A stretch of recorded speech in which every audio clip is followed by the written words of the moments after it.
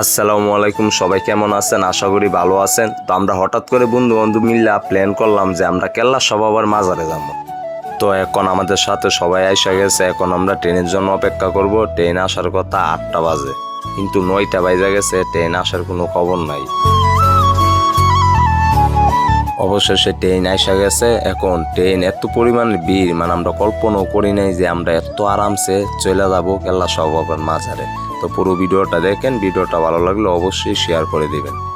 অবশেষে আমরা উঠে গেলাম, আর উঠার পরই আমাদের সাথে লাফালাফি শুরু করে দিছে। আর একটা জিনিস দেখে অবাক হলাম, যে এই পরিমাণে ভিড় দেখছি ভাই, এত পরিমাণে ভিড় ট্রেনের ভিতরে ছিল না। আমরা খুব আরামেই চলে গেছি কেল্লা সবাবার মাজারে। হঠাৎ করে দেখলাম এক লোক এরকম ভাবে ঘুমাইতেছে, তো ভিডিওটা না করেও পারলাম না। অনেকটা পথ জার্নি করার পর অবশেষে আমরা নেমে গেলাম আকরা জংশন স্টেশনে।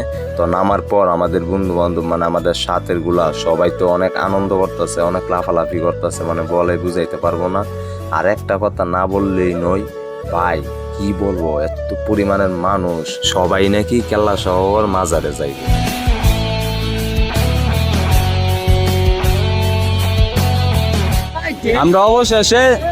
আমরা অবশেষে আকরা স্টেশনে নামলাম। তো তোমাদের অনুভূতি কি? অনুভূতি আর কি আগের মতো নইগো আমার। তোমার অবশ্যই মা অনুভূতি অবশ্যই। মামা ঈদ মুবারক। তোমার মামা গরম হয়ে গেছে মামা, বুঝছো মামা? তোমার অনুভূতি কি বন্ধু? তোমার ভালো। তোমার তো আমরা মাজারের উদ্দেশ্যে রওনা দিলাম। 2-3 মিনিট হাঁটলে আমরা চলে যাব মাজারে। তো আপনারা চাইলে অটো দিয়েও যাইতে পারবেন, সমস্যা নাই। এই রাস্তাটা দিয়ে হাঁটতে এত একটা ভালো লাগতেছে, বলে বুঝাইতে পারবো না। কারণ রাত্রে বাজে এখন 12টা, পরিবেশটাও একটু শান্ত, তাই জন্য এত ভালো লাগতেছে। একটু হাঁটার পরেই তাদের নাকি টাঙ্কি ফুল হয়ে গেছে। তো টাঙ্কি খালি করতে বসে গেল রাস্তার পাশেই।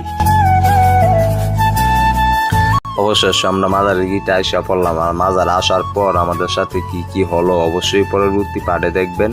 যেহেতু ভিডিওটা অনেক বড়, এই জন্য পুরো ভিডিওটা আমরা দিতে পারি নাই। আর কে কতবার এই মাজারে আসছেন অবশ্যই কমেন্ট করে জানাবেন। আর আইডিটা ফলো করতে ভুলবেন না। ভিডিওটা ভালো লাগলে শেয়ার করে দিবেন।